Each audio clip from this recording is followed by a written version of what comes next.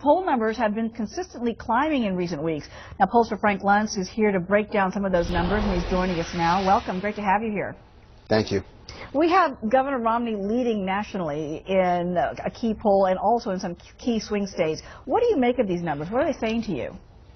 Well, what's happening is that first presidential debate, the momentum there has continued, that Romney's been able to demonstrate that he is presidential, and quite frankly, up until the first debate, Barack Obama defined Mitt Romney. Since that first debate, Mitt Romney has defined Mitt Romney, and it has helped him. The key state, as you're pulling up some numbers there, but the key state is Ohio.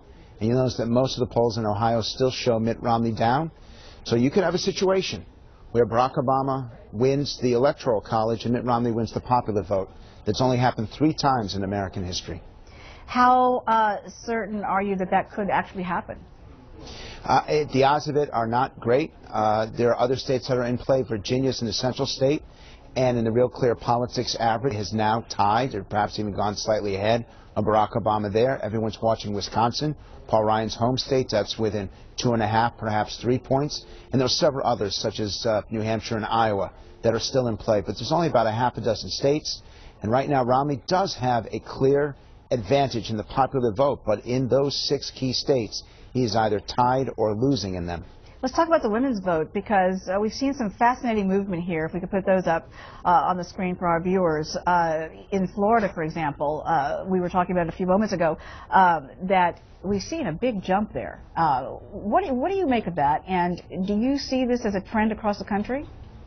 It is a trend, and the women, and particularly women aged 30 to 49. Under age 30, they are solidly in Obama's camp.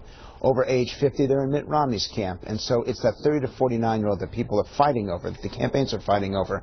And the key for them is the deficit, the debt, and who's going to be the best candidate for their children and for the future of the country. And up until, once again, up until that first debate, Obama's negative ads had a significant impact on Mitt Romney's image. But since that first debate, where women got a chance to see who he is and what he believes, that, I believe, those debates are why he's closed the gap there. What about the news reports that we're getting that a lot of those negative ads have been pulled in the key states now, that the Obama campaign has decided to forego that and move in a different direction? I'm not surprised, because we've been finding that in our Fox News testing that we've done over the last 3 or 4 weeks. The swing voters, these undecided voters, and it's only 3% of the electorate that has not made up their minds yet. They have reacted, they've recoiled harshly against the negative ads, and they see that the Obama campaign has been more negative than the Romney campaign. I'm not surprised that Obama got the message that you're not going to win over that last 3% by yelling at them. Are you still concerned that there might be some kind of October surprise that some people are suggesting could still point?